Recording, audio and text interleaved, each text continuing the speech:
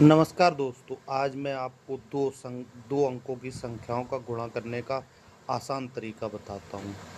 तो हमारा मेन वो क्या है, अगर कोई संख्या है A B into C D, तो उसका तरीका है पहली और तीसरी का गुणा करके लिख लो।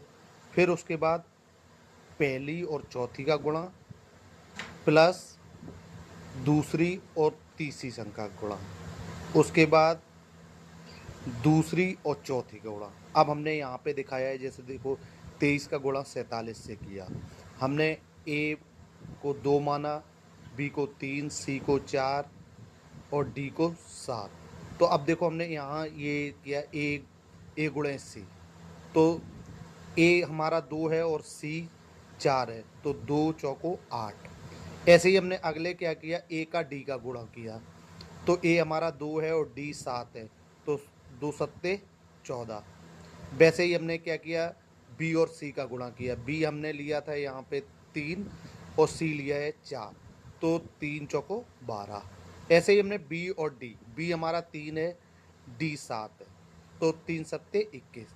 अब इसमें क्या है कि मेन तरीका है हमारा लिखने का।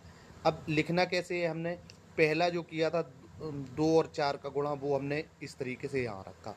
उसके बाद ये दोनों क्या किया था, ये हमने इन दोनों को जोड़ दिया, 14 और 12 26 हो गए।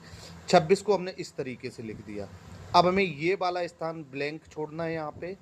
उसके बाद हमने जो 3 और 7 का गुणा किया था 21, उसको इस तरीके से लिखना, और ये वाला स्थान ब्लैंक रखना, इस तरीके से रखना। अब इनको जोड़ना है, तो एक ये एक हो गया, 6 और 2 8 हो गया, 8 और 10, 8 और 2 10।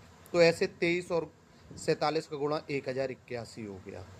अब यही हमने दूसरा भी एग्जाम्पल किया, देखो 87 इंटू 93, 87 गुणा 93।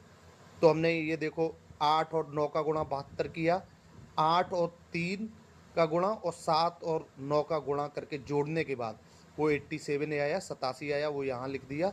उसके बाद 7 और 3 का गुणा किया, 7 या 21, 21 हमने यहाँ लिख दिया। अब वही सेम तरीका है जो हमने पहले किया था 23 गुणे 47 में, वही 1 7 2 9, 8 2 10 की 0, यहाँ से लगी 1, 7 1 8।